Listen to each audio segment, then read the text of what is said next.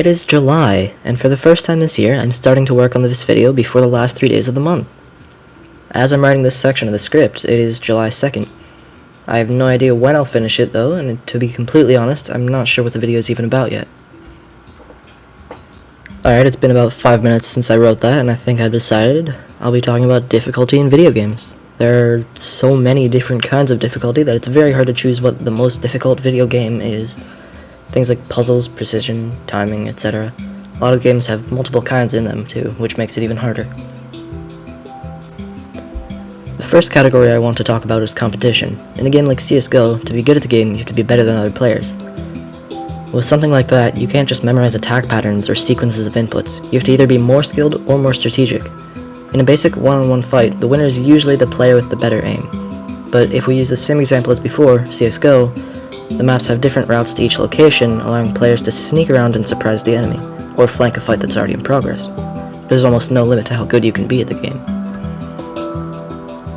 The second category is one of my favorites, precision. I'll use another game as an example, Celeste, one of my favorite games of all time. It often requires very well-timed inputs to pass an obstacle. There is a skill ceiling, but it's very high, and with video games, players are always finding new techs and skips, raising the skill ceiling even higher.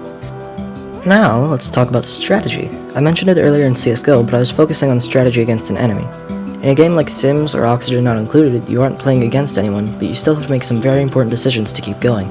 Especially in ONI, where you have to manage so many different resources, keep track of so many different people, and be ready for any unexpected catastrophe.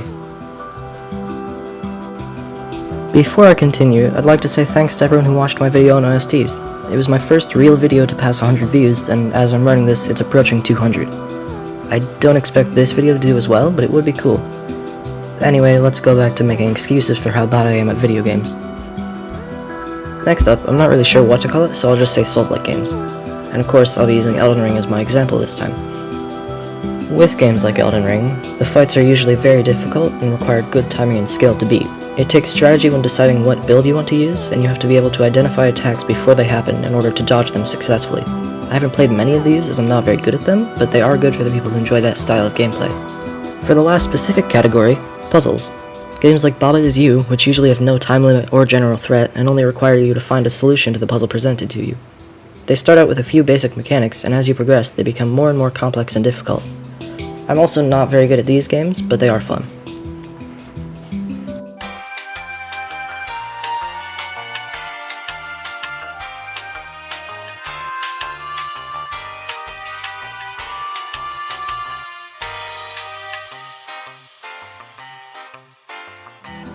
Finally, a combination of most of the categories I just talked about, open world games.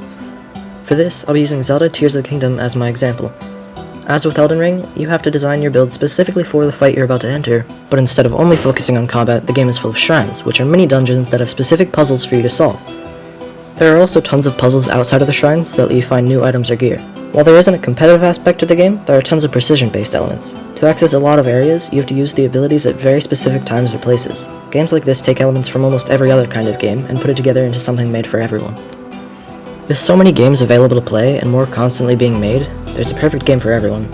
There are tons of different factors to what games you'll enjoy, like whether you want a very carefully written story, challenging gameplay, or just something easy and casual. Hopefully this video helped a few people understand more about the different kinds of video games, and before I end the video, I'll add a quick section with examples of games that fit into each section I talked about. First up, for competitive games, I have Counter-Strike, Apex Legends, Sea of Thieves, and Among Us. Yes, I'm genuinely recommending Among Us in 2023. Next, for precision, I have Celeste, Getting Over It, and Jump King. Those are a few good ones, although they're quite frustrating. And Geometry Dash probably counts too. Some strategy games are Oxygen Not Included, Sims, Bloons Tower Defense, and Stardew Valley might count. Souls-like games, I don't know many. Elden Ring and Dark Souls are obviously part of this category.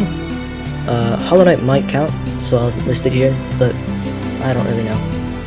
For puzzle games, Baba Is You, Portal 2, Human Fall Flat, and It Takes Two.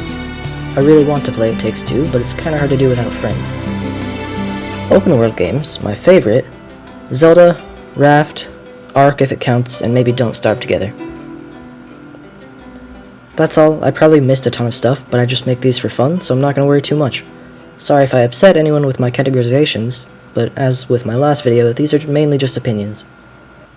One last thing, I'd like to do more than just this kind of video, so please comment any games I should do a playthrough of on this channel. I've never actually done just a Let's Play style video, as far as I can remember, so I'd like to try it out. Feel free to also suggest other kinds of content too. Thanks for watching, and have a great day or night.